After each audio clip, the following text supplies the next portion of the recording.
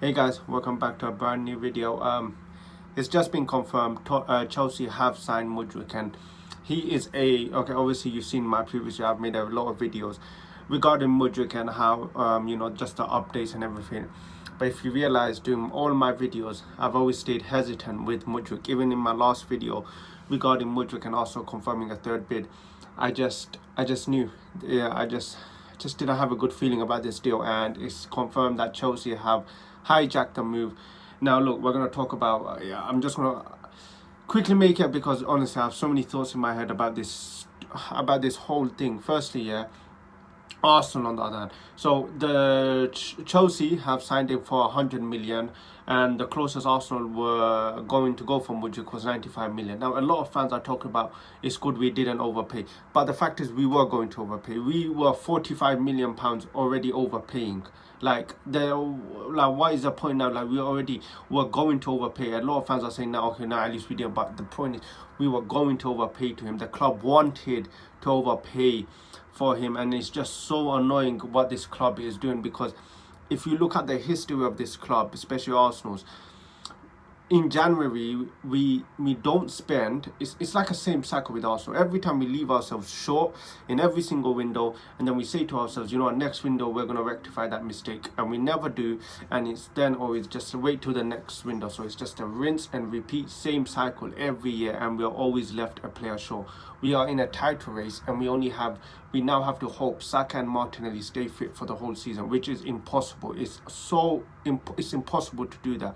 Then not only that, now we also have to hope that Saka or Martinelli don't get any suspensions, don't get any yellow cards or red cards, because I believe Saka's only one game away from a suspension, and if he gets a yellow card against Tottenham, that means he would be missing the Manchester derby. Against Manchester United. So honestly, this club is just, it always feels like we just lack. We never plan, and for me, it's just, I don't know. It's just simply like not good enough. Like, we're in a title race. This is a season where we're in such a good position, and we're again failing to capitalize on this moment. I'm seeing Vinay talking about the future plans and future long-term goal, but focus on now. We are in a title race. Mikel Arteta wanted this player. He wanted him so much that we made 3 bids, and now we're just walking away from it halfway into January. It's so, like, this club is just, the things they do sometimes so questionable. Now Edu on the other hand, he needs to be held accountable as well, because this guy, it's not the first time he has bought a transfer. He's bought so many transfers. From the top of my head, I'm thinking of Bruno Guimaraes is another one, Mudryk is another one, Vlahovic is another one. This guy is just out here bottling every single transfer that that is given to him. Now, do I think Arsenal are going to sign an alternative? No. Honestly, that is my simple answer. I've said it previously that I didn't think Arsenal were going to sign Mudryk, and I don't think Arsenal are going to sign any alternative. It's very simple, because if you look at the alternatives, who are there in the market? People are saying players like Trossard. I doubt Arsenal are going to go for Trossard when he's 28 years old.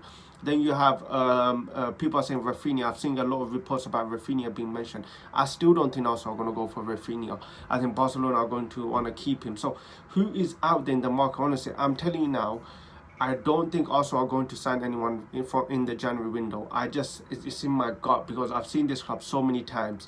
They're not going to sign anyone, and come February 1st, they're going to come out in the press conference and say there were no players good enough. We didn't want anyone. There was no one available.